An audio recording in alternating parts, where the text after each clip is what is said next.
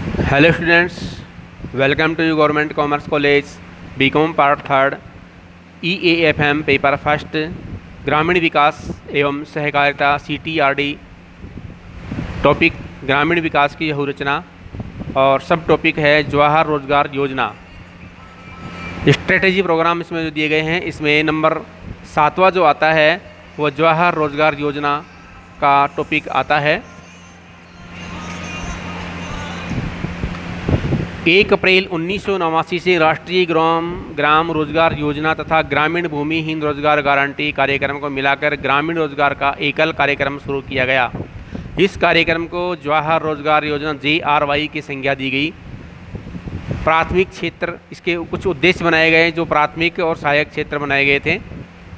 तो जवाहर रोजगार योजना का प्राथमिक उद्देश्य क्या रखा गया, जैसे ग्रामीण क्षेत्रों में रोजगार, बेरोजगार तथा अर्ध बेरोजगार व्यक्तियों के लिए अतिरिक्त लाभदायक रोजगार का सृजन करना। सहायक उद्देश्य का बनाया गया था निर्धन वर्ग के लोगों को अप्रत्यक्ष तथा लगातार लाभ पहुंचाने वाली उत्पादक सामुदायिक संपत्तियों का निर्माण तथा ग्रामीण आर्थिक एवं सामाजिक ढांचे को सुदृढ़ करना, जिससे ग्रामीण अर्थव्यवस्था का तेजी से विकास हो सके तथा ग्रामीण निर्धनों की आय के स्तर में निरंतर वृद्धि की जा सके। जवाहर रोजगार योजना का अप्रैल 1999 में पुनर्गठित कर दिया गया था तथा इसे व्यापक रूप से परिवर्तित किया गया। अब नंबर 8 आता है जवाहर ग्राम समृद्धि योजना। आता है जवाहर ग्राम समृद्धि योजना।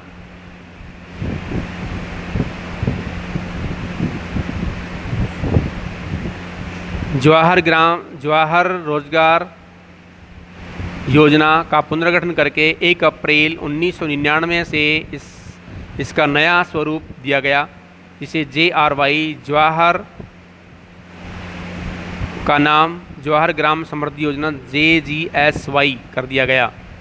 इसके कुछ बनाने के कुछ उद्देश्य थे, जैसे प्राथमिक उद्देश्य और सहायक उद्देश्य। प्राथमिक उद्देश्य में आर्थिक ढांचे एवं स्थायी संपत्तियों का निर्माण करना। JGSY का प्राथमिक उद्देश्य ग्राम स्तर पर मांग आधारित आर्थिक ढांचे एवं स्थायी संपत्तियों का निर्माण करना, ताकि ग्रामीण निर्धन लोगों के लिए सतत रोजगार के अवसरों में वृद्धि करना। सहायक उद्देश्य जैसे पूरक योजना का सृजन, generation of supplementary employment. JGSY का सहायक उद्देश्य ग्रामीण क्षेत्र में बेरोजगार गरीबों के लिए रोजगार के पूरक अवसर उत्पन्न करने का प्रोग्राम रखा गया। JGSY जवाहर ग्राम समृद्धि योजना की कुछ विशेषताएं भी थीं, जैसे एक है मजदूरी रोजगार, वेज एम्प्लॉयमेंट। इस कार्यक्रम में गरीबों को मुख्य लक्ष्य बनाया गया। कार्यक्रम में गरीबी की रेखा से नीचे के ग्रामीण परिवारों को मजदूरी रोजगार प्रदान करना। इसमें निर्धनता रेखा से नीचे BPL रहने वाले अनुसूचित जाति SC, अनुसूचित जनजाति ST के परिवारों तथा शारीरिक रूप से अक्षम व्यक्तियों को प्राथमिकता दी गई। नंबर 2, ग्राम स्तर पर क्रियान्वयन, एम्प्लॉयमेंट ऑफ विलेज लेवल।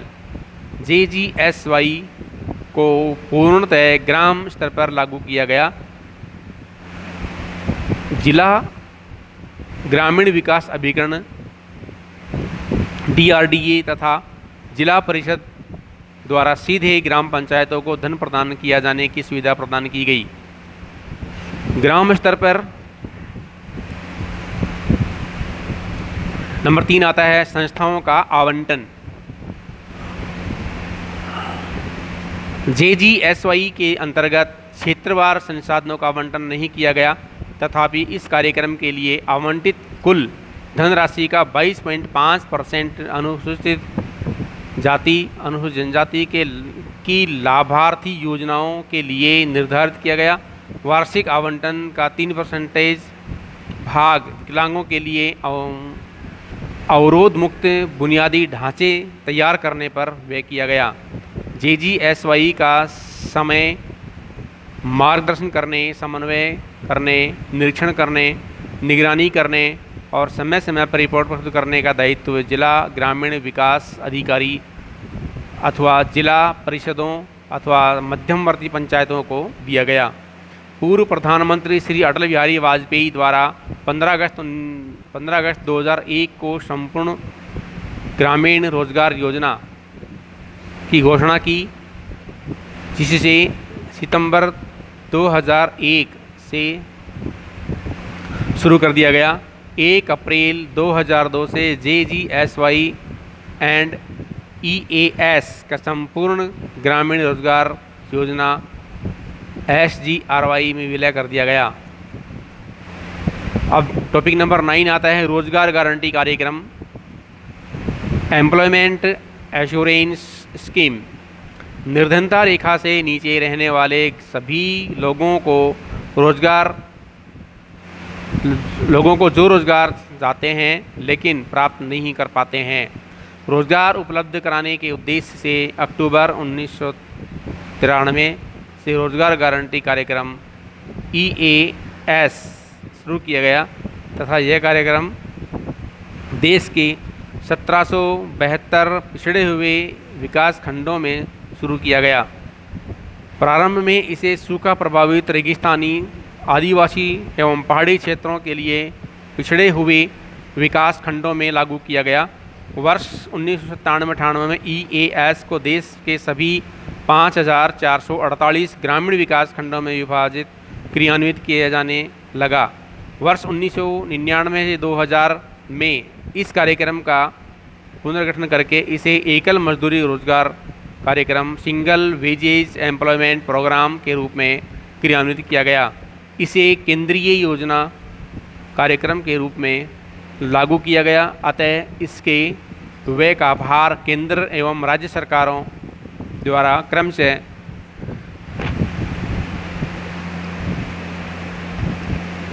75% और 25% के अनुपात में वहन किया गया।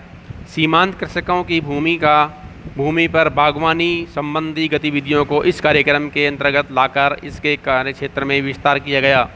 इस योजना EAS के अंतर्गत आने वाले विकास खंडों में रहने वाले ग्रामीण लोगों जो 18 से 60 वर्ष के आयु के होते हैं, उन परिवारों के अधिकतम 2 सदस्यों को वर्ष में कम से कम 100 दिन अप्रशिक्षित शारीरिक कार्यक्रम श्रम का कार्य प्रदान किया गया।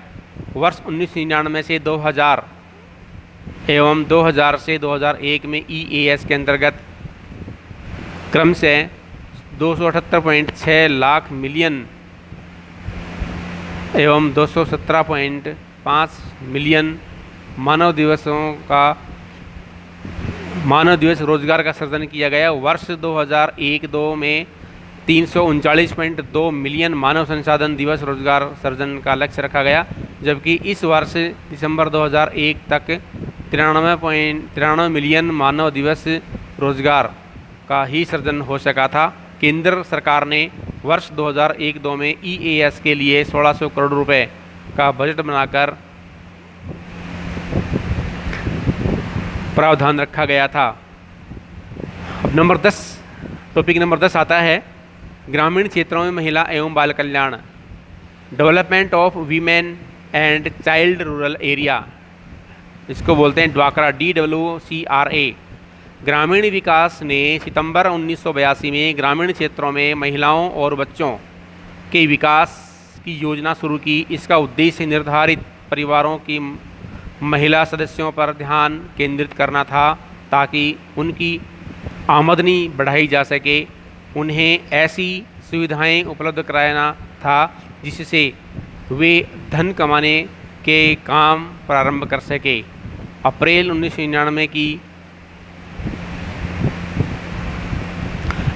1999 को ड्वाकरा और IRDP के अन्य सभी सहायक कार्यक्रमों को पुनर्गठित किया गया और स्वर्ण जयंती ग्राम स्वयं रोजगार योजना SGSY में सम्मिलित कर दिया गया।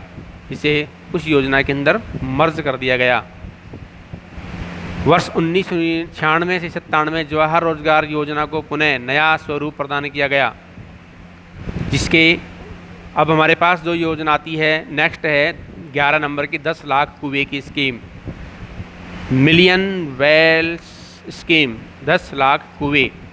MWS वर्ष 1997 में जो हर रोजगार योजना को पुनः नया स्वरूप प्रदान किया गया तथा उसे सरल एवं कारगर बनाया गया। इसके परिणामस्वरूप इंदिरा आवास योजना IAY और 10 लाख कुएं की स्कीम जो पहले जवाहर रोजगार योजना के रूप में उप स्कीम थी को 1 जनवरी 1999 से 1 अक्टूबर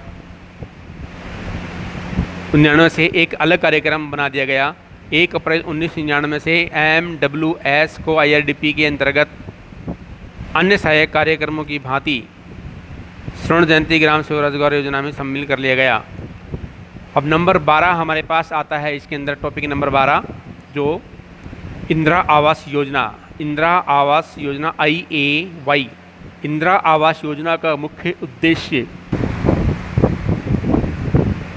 गरीबी रेखा से नीचे रहने वाले अनुसूचित जाति, अनुसूचित जनजाति तथा मुक्त बंधुआ मजदूरों के लिए निःशुल्क आवास व्यवस्था उपलब्ध करवाना है।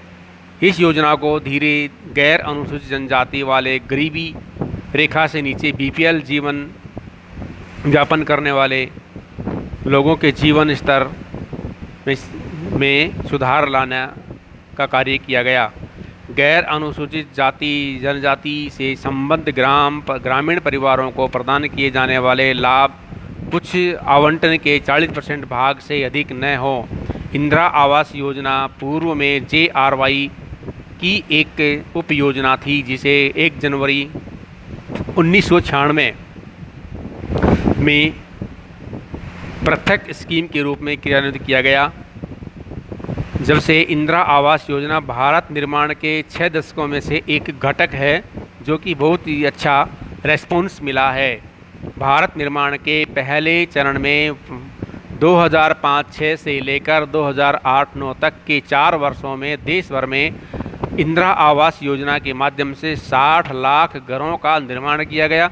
2009-10 में शुरू किए गए कार्यक्रम के अगले चरण में 5 साल का लक्ष्य दोगुना करके 120 लाख आवास योजना कर दिया गया। भारत निर्माण के दूसरे चरण के पहले 3 वर्षों में 85 लाख घरों का निर्माण किया गया। इंदिरा आवास योजना के अंतर्गत पारदर्शिता लाने के उद्देश्य से राज्यों और केंद्र शासित प्रदेशों में लाभार्थियों का चयन और उनकी सूची पंचायतों द्वारा बनवाई जाती है। यह सूचियां 2002 की गरीबी रेखा के मानकों पर गरीबी रेखा से नीचे रहने वाले परिवारों की आवश्यकता को ध्यान में रखकर तैयार की जाती है। ग्रामीण गरीबी रेखा से नीचे रहने वाले परिवारों इंदिरा आवास योजना की प्रतीक्षा सूची के लिए लाभार्थियों का चयन ग्राम सभा द्वारा किया जाता है। इंदिरा आवास योजना के लाभार्थी राजीव गांधी ग्रामीण विद्युतीकरण योजना के तहत अपने घर के लिए मुफ्त विद्युत कनेक्शन ले सकता है। इसी तरह पूर्ण स्वच्छता योजना के अंतर्गत IAY इंदिरा आवास योजना का लाभार्थी घर निर्माण की राशि के अलावा शौचालय बनाने के लिए भी वित्तीय सहायता प्राप्त कर सकता है। इसके अलावा इंदिरा आवास योजना का लाभार्थी जनश्री बीमा आम आदमी बीमा पॉलिसी का लाभ भी ले सकता है। इसके अंतर्गत वह किसी भी राष्ट्रीयकृत बैंक से 4% या इससे अधिक की वार्षिक ब्याज दर से 20,000 रुपये तक का ऋण ले सकता है।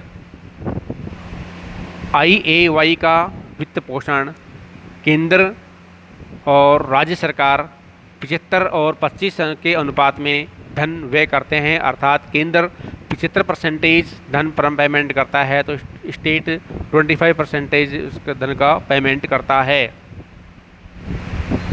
गंगा कल्याण योजना देश के सभी जिलों में 1 फरवरी 1997 से गंगा कल्याण योजना मानक एक नई केंद्रीय प्रायोजित योजना प्रारंभ की गई। इसका उद्देश्य गरीबी की रेखा से नीचे रहने वाले लंबित भूजल बोर कुआं और ट्यूबवेल भूजल के उपयोग के माध्यम से सिंचाई की व्यापक व्यवस्था करना। 1 अप्रैल 1999 से GKY और IRDP में मिला दिया गया तथा IRDP और SGSY एक नया शब्द बना दिया गया। तो इस प्रकार से ये हमारी ग्रामीण विकास की रचना का 13वां टॉपिक है, गंगा कल्याण योजना। बाकी इससे अगला टॉपिक हम आपको नेक्स्ट वीडियो में चर्चा करेंगे। धन्यवाद।